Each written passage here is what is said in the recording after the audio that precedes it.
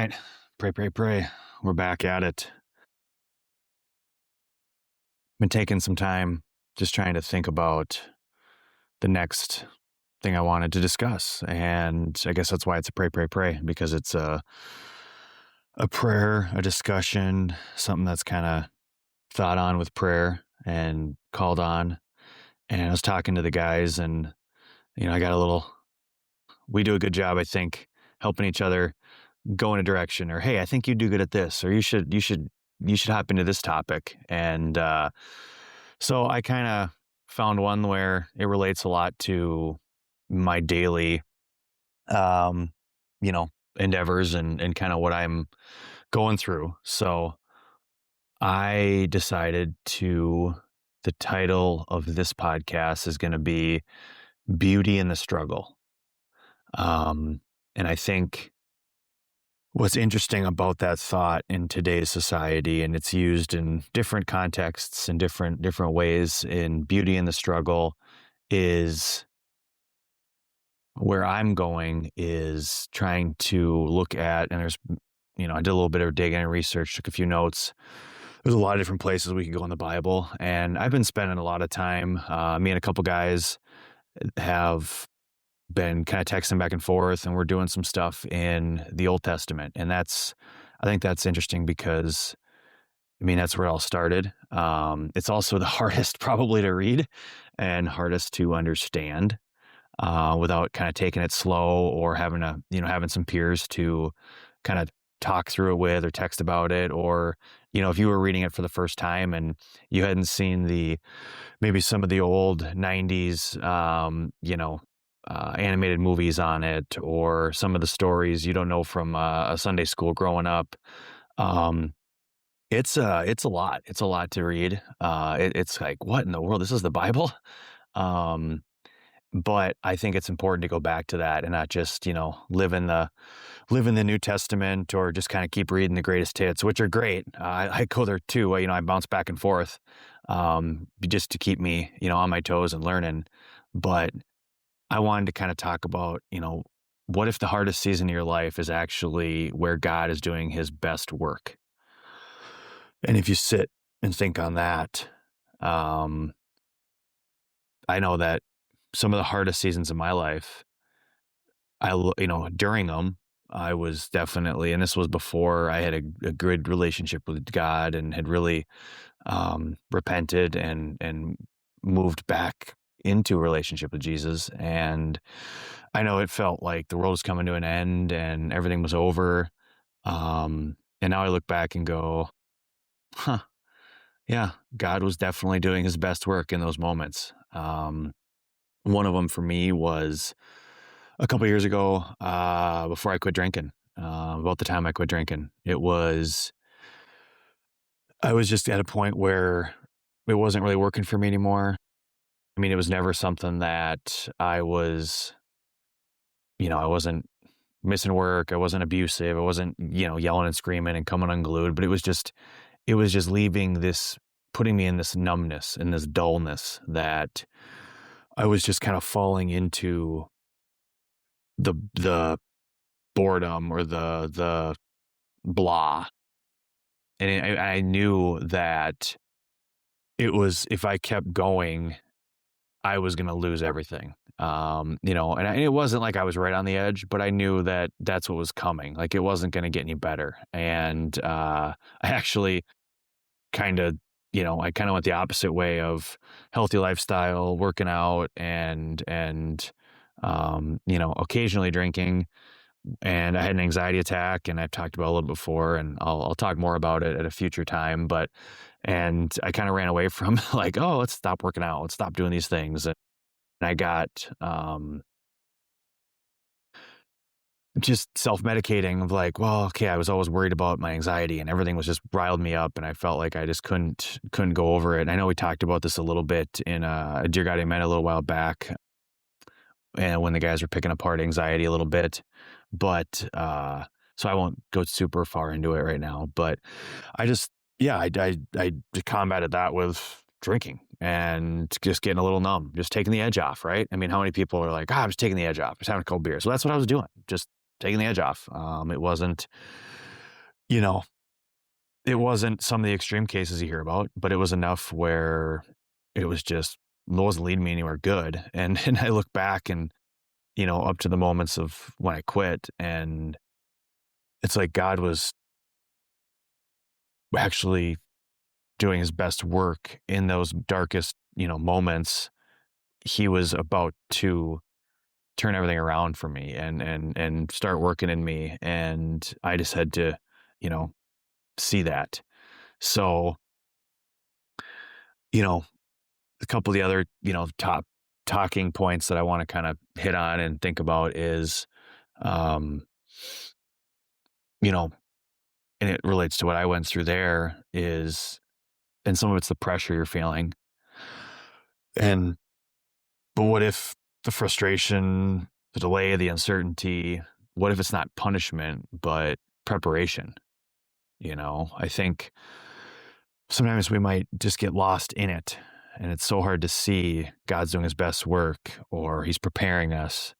Um, you know, the best thing that we all do as humans is why me, right? When we're in it, when we're struggling, the one question we're all good at is, why is this happening to me? But what if that's the wrong question? Hmm. So, like I said, I'm in the Old Testament. I've spent a little time there, and I grabbed the story of Joseph. So Joseph was given a dream from God, clear purpose, clear calling, but he went through a whole bunch of things that didn't look like clarity or promise or anything.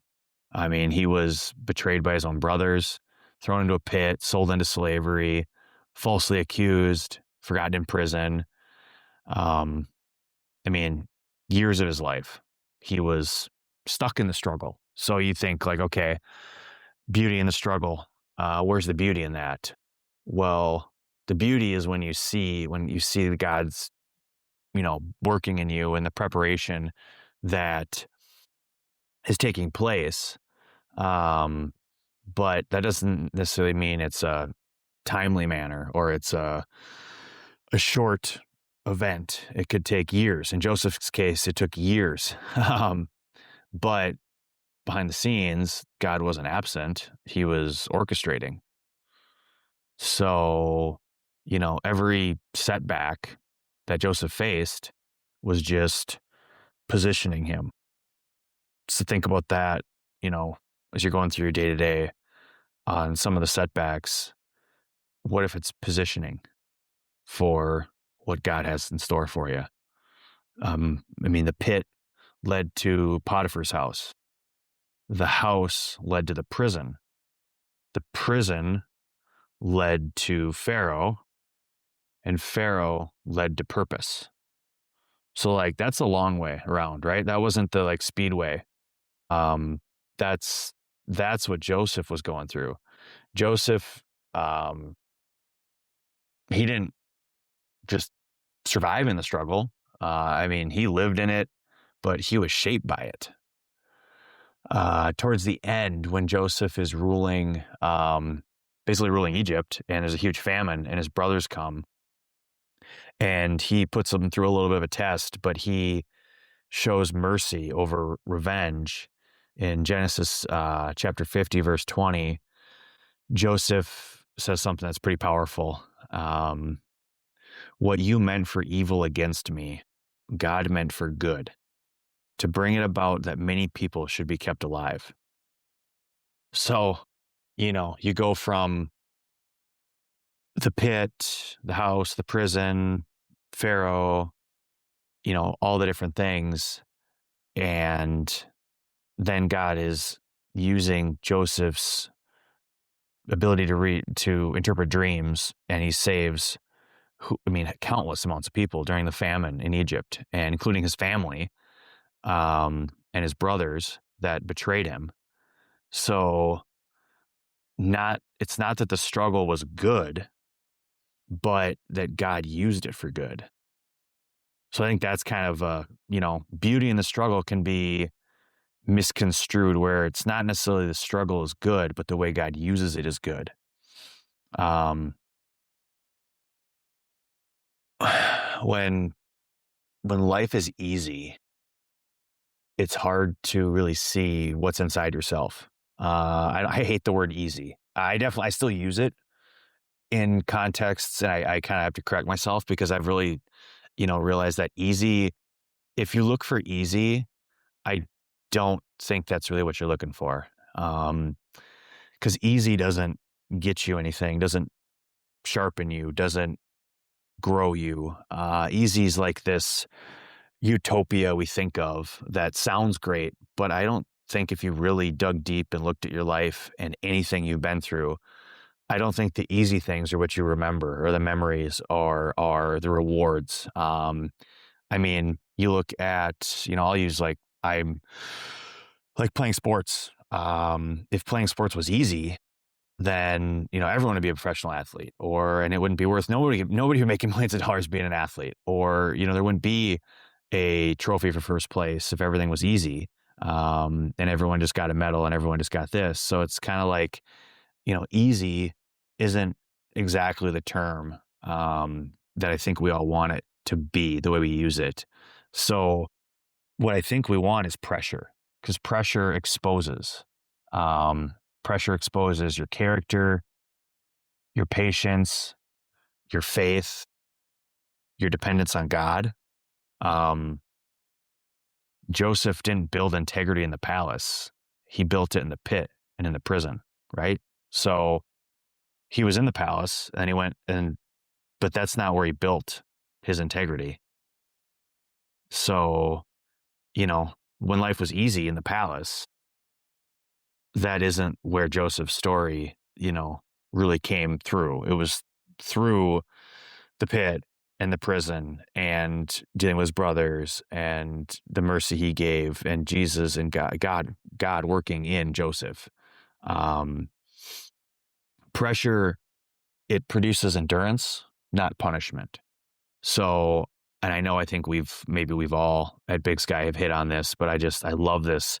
Romans 5, verse 3-5, we rejoice in our sufferings, knowing that suffering produces endurance, and endurance produces character, and character produces hope. So, that's, yeah. I mean, rejoice in our sufferings, knowing that suffering produces endurance, and endurance produces character, and character produces hope. So your struggle, it isn't random. Um, it produces something. Endurance when you want to quit, character when nobody is watching, hope when everything feels uncertain. God isn't punishing you, he's preparing you. So if we look at it through that lens in like today and what we're going through, bringing it back from Joseph to now, it's, career struggles. You feel overlooked, underpaid, you're stuck, doors aren't opening, so-and-so's got it made, blah, blah, blah. But what if it's a season for building discipline, or discipline and humility and resilience for where you're going, where God has a plan for you? You aren't just stuck. You're not just being overlooked, you're not just being underpaid, doors aren't just staying closed, but you're going through something because God is building you for something that's coming. What if you are finding God in the grind? Everyone says, hey, we're just grinding. We're just grinding today. Hey, today's a grind. Well, what if you're finding God in the grind? Hmm. Where struggle meets purpose. Yeah. Yeah. Yeah.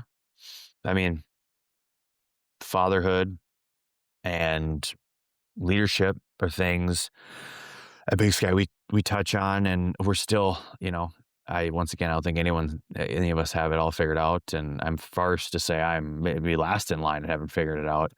But you're trying to lead well as a father, but it's heavy. You have the pressures, responsibilities, expectations, and then you just go like, I'm a father. I should, like you just have this like society has this expectation of what a father is supposed to be. But, no one really talks about how hard it is. Nobody, you can read all the self-help books and podcasts you want, but that's not going to help the way you're in it and the way you are with your kids and you are with your wife and you are with your family. It's going to be challenging, and you're going to have pressures, and it's going to be work pressures sliding into home life pressures, sliding into you got to coach this or you got to do that. And that's something that I think we all, feel that weight, and it, it, it weighs us down. It makes it hard. Um, but leadership is forged in struggle, not comfort. I don't think you see any great leaders that did anything spectacular in comfort. It was all during struggle where they became great leaders. The weight you feel is what's shaping you into the man your family needs. So, you need to have that struggle, that character building, that pressure, because that's shaping you. And I think your family will see that, um, you know, even when it is hard. I I often get a lot of, joy from, different fitness challenges, different exercises and disciplines and things that are challenging, because it's like you did something, right? You feel it. It's a emotional, it's physical, it's taxing, the burn, the reps, the consistency. But when you feel like you don't want to do it, when it's 4 a.m. and your alarm goes off, or it's 9 p.m. and the kids just went to bed and you just got done with work and you're finally caught up and you just got done folding laundry. It's those times when you're like, no, I don't have anything in the tank. Um, but you do it. That's where growth happens. That's where there's beauty in the struggle. The same is true spiritually, that God doesn't waste pain. God didn't waste Joseph's pain. Joseph didn't even, you read through Genesis through Joseph, it's Joseph never really blames or, gets mad at God for any of it. He trusts God through it, which is, Joseph's very noble, but God's not wasting his pain. So we all, like I said, we all default to, why is it happening to me? But the better question is, what is God building in me? So that's what I think when you want to sit and sit on with this is, why is this happening to me? What is God building in me? Not why is it happening to me? When you change the question, you change the perspective. And when you change your perspective, you stop wasting the struggle. So let's not get stuck in the why me. Let's try to change the perspective. Joseph didn't waste the struggle. He stayed faithful in the seasons that didn't make sense. He trusted God when nothing was moving.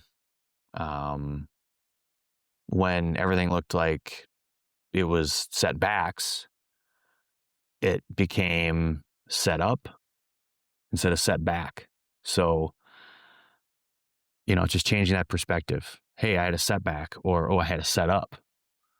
Huh. That might work. That might work. I like that perspective. I think that's the truth for all of us. There is beauty in the struggle, but only if you don't waste it.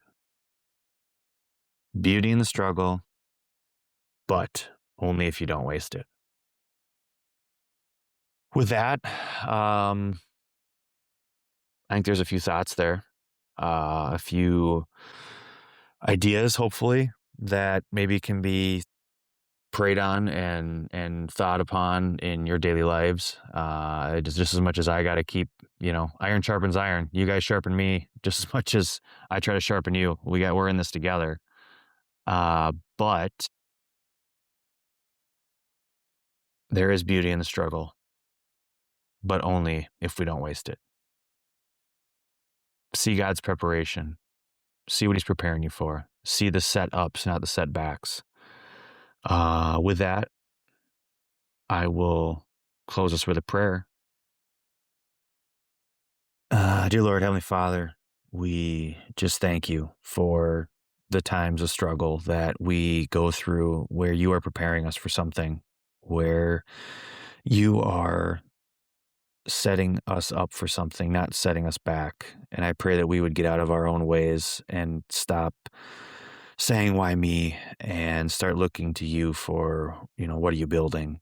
I pray, Lord, that you would, the people that are in the deep struggle right now, and maybe it's been years, whether it's addiction or career or marriage or a relationship with somebody.